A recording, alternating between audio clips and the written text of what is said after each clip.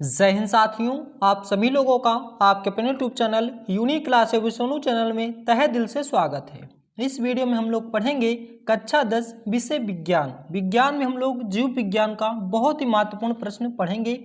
आइए स्टार्ट करते हैं आज का महत्वपूर्ण प्रश्न। प्रकाश संश्लेषण की परिभाषा लिखिए तथा इसकी रासायनिक अभिक्रिया का समीकरण दीजिए। बहुत ही महत्वपूर्ण प्रश्न है, आप देख सकते हैं कितनी बार एग्जाम में पूछा गया है। तो प्रकाश संश्लेषण की परिभाषा लिखिए तथा इसकी रासायनिक अभिक्रिया का समीकरण दीजिए। उत्तर, प्रकाश संश्लेषण वह जैविक रासायनिक प्रक्रिया है जिसके द्वारा सरल अकार्बनिक यौगिक जैसे कार्बन डाइऑक्साइड तथा जल को प्रकाशीय ऊर्जा तथा पर्णहरिम की उपस्थिति में कार्बोहाइड्रेट यानी कि ग्लूकोज के रूप में बदल दिया जाता है।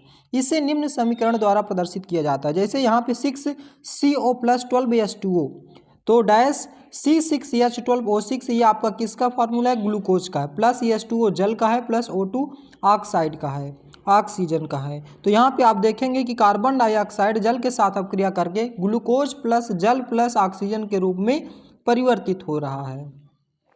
इस क्रिया में ऑक्सीजन का उत्पाद के रूप में मुक्त होती है। यहाँ उत्पन्न कार्बोहाइड्रेट को पादपों में ऊर्जा की आवश्यकता के अनुसार श्वसन में उपयोग कर लिया जाता है तथा शेष ग्लूकोज मंड के रूप में संचित होकर खाद्य भंडार का निर्माण करती है। तो दोस्तों ये था महत्वपूर्ण प्रश्न। आइए एक बार फिर से इसका रिवीजन कर लेते हैं ताकि ये क्वेश्चन आपको इसी वीडियो में याद हो जाए।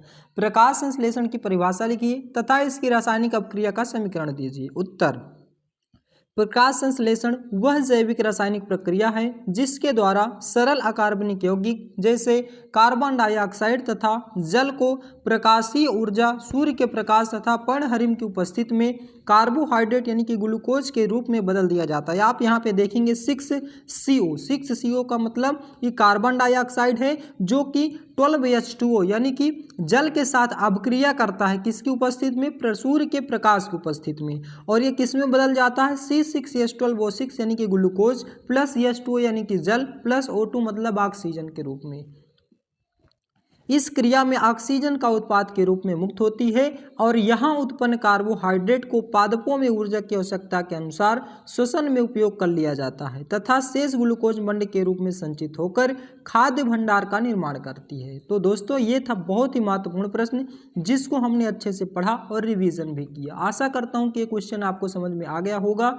इसी तरह के मोस्ट इंपॉर्टेंट क्वेश्चन को देखने के लिए हमारे चैनल को सब्सक्राइब कीजिए, वीडियो को लाइक कीजिए और चैनल को सब्सक्राइब कीजिए। दोस्तों हम लोग क्या करते हैं कि एक सबसे पहले मोस्ट इंपॉर्टेंट क्वेश्चनों को एक प्रश्न के रूप में पढ़ लेते हैं, फिर उसके बाद पूरे चैप्टर को एक ही वीडियो में हम लोग रिवीजन कर लेते हैं। ये इस तरह से हम लोग पढ़ते हैं कि 2 से 3 बार आपका पूरा पढ़ लेते हैं चैप्टर और पूरा याद भी करा देते हैं।